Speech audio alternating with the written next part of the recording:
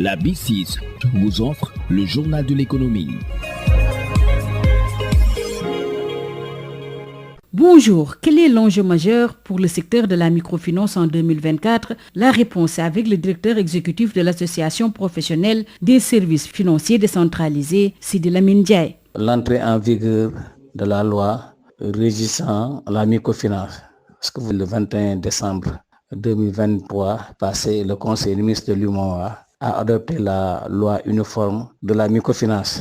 Auparavant, on parlait de la loi régissant les systèmes financiers décentralisés, mais avec l'adoption de cette nouvelle loi, on parle maintenant de la loi de la microfinance. Et il y aura un grand changement parce que avec la loi régissant les systèmes financiers, c'était une loi qui était axée sur les institutions. Maintenant, avec la loi sur la microfinance, c'est une loi qui va être axée sur l'activité de microfinance. Et il y aura beaucoup de bouleversements au niveau du secteur de la microfinance parce que dans la zone IMOA, la majeure partie de nos institutions de microfinance sont des institutions sous forme, disons, mutualistes, qu'on appelle communément IMSEC, les institutions mutualistes ou coopératives d'épargne crédit. Avec cette nouvelle loi, ces institutions mutualistes doivent se transformer en sociétés coopératives. Donc, pour se conformer au texte de loi d'A qui régit les sociétés coopératives. Donc, avec cette nouvelle loi, on aura deux formes juridiques des institutions de microfinance. On aura les SA, les sociétés anonymes, et les sociétés coopératives. Mais aussi, il y a d'autres ouvertures qui ont été faites. Il y a un élargissement du champ d'application, d'intervention des SFD,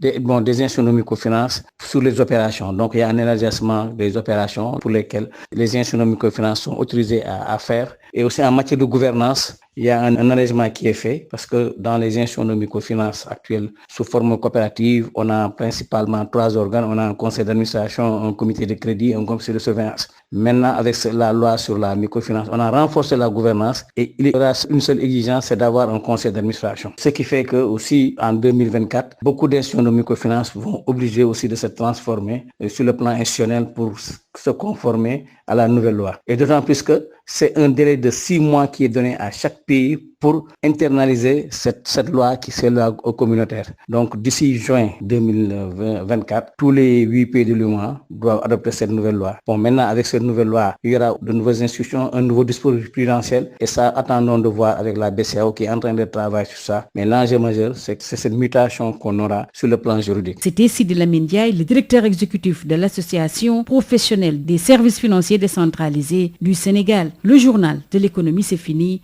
Merci de votre fidélité. La B6 vous a offert le journal de l'économie.